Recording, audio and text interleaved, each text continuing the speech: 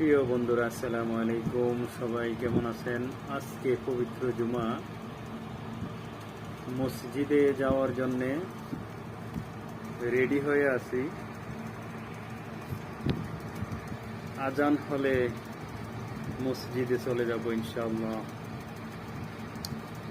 তো আমাদের রুম থেকে মসজিদ একটু দূরে, এই জন্যে আমরা গাড়ি নিয়ে মসজিদে যেতে হয়। আর যদি কাছে হতো মসজিদ, তাহলে সবার আগে আমি চলে যেতাম মসজিদে, কিন্তু দূর হওয়ার কারণে আমরা সবাই গাড়ি নিয়ে যেতে হয়। এই জন্যে আমি সবার আগে রেডি হয়ে আছি। তো ইনশাআল্লাহ সবাই একসাথে মসজিদে যাব জুমার নামাজ পড়ার জন্য।